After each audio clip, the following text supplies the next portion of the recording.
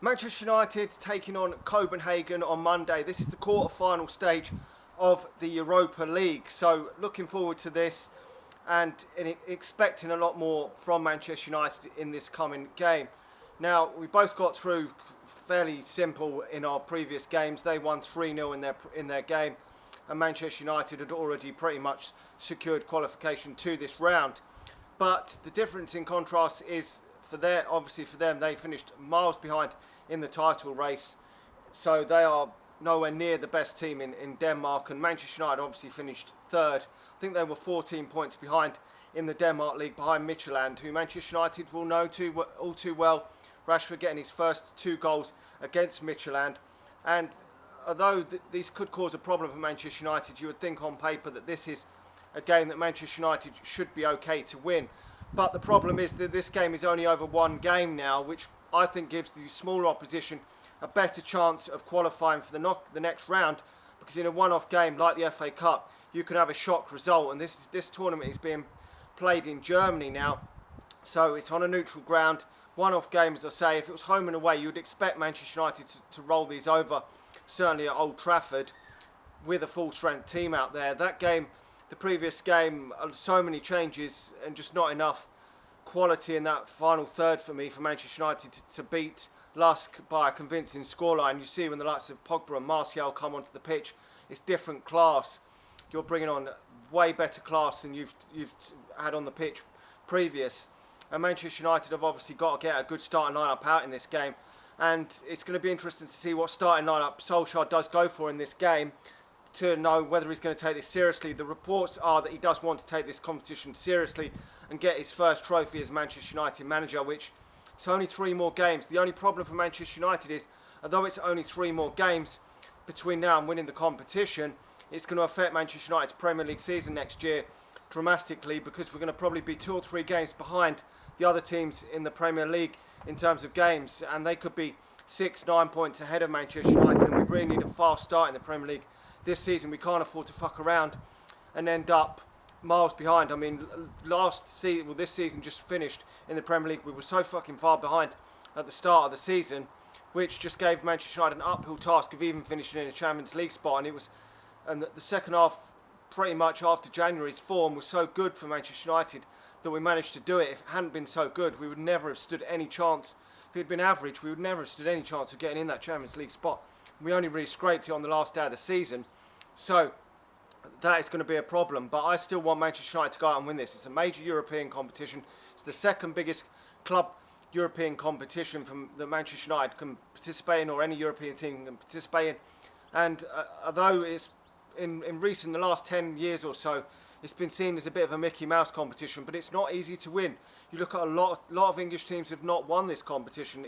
Even in recent years, the likes of Tottenham under Pochettino, Liverpool under Klopp, there's so many, Manchester United under Van Gaal, Arsenal under Emre. A lot of teams have not won this competition from England. It is a very difficult competition to win. You've got difficult teams in it, and we've still got difficult teams left in it, but Copenhagen should on paper be a decent opposition for Manchester United to get through to the semi-final, and then you're only 2 games away from winning the competition.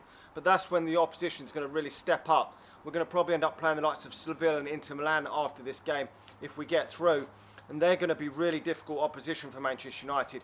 But I'm expecting him to go with a strong lineup. David De Gea will be back in goal. Brandon Williams will keep his place at left back because Luke Shaw's out for the rest of this campaign. Wan-Bissaka will come back in at right back.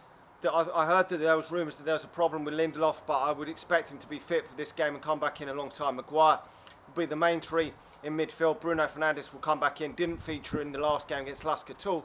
Pogba only coming off the substitutes bench, and Matic will come back in. Hopefully the rest will have done him well, because he's looked a bit sluggish lately, I think, and he shouldn't be playing week in, week out next season, which in Manchester United don't put the trust into likes of McTominay and Fred, and if Solskjaer doesn't believe in them, maybe we'll have to sign another midfielder there to add something else to the team where Matic can't play every game, and that's where his form has dipped off a bit when he's playing every single week.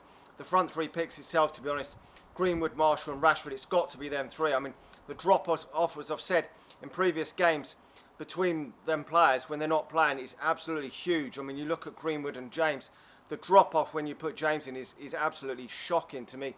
and players like that just didn't take enough of their chance in that previous game against us. The likes of him, McTominay, Fred, probably Jesse Lingard was probably the best spark, and Mata. None of them players really stamped their authority on that game in order to work their way into the starting lineup, and they've got to perform on them games, because Solskjaer has been, as I say, been picking the same team pretty much most weeks since the start of the return of the lockdown season. So he doesn't seem to want to rotate the team too much, because he doesn't seem to put trust in them players, and they've not given him any reason to trust them from that game against Lusk, really. So, I mean, it's going to be interesting to see. If he doesn't go with that sort of lineup, then he's probably not taking the competition as serious as we think. But I reckon he will take this game serious. He will see it as massive for Manchester United. We've got to 2 semi-finals already this season. Can we go one further and at least get to the Europa League final and potentially win it? Some of these young players, like Brandon Williams, even Tede Menge, if he features any more in this competition, I don't know if he will. Some of these players could get their first medal. Mason Greenwood, they will get their first medal if Manchester United win this competition, so it'll be great for them to get their first medal as a Manchester United player. I mean, they're only 18, 19 years old, some of these youngsters, and it'll be great to get a first European trophy under their belt, and they'll be hungry then to get some more success and win more trophies.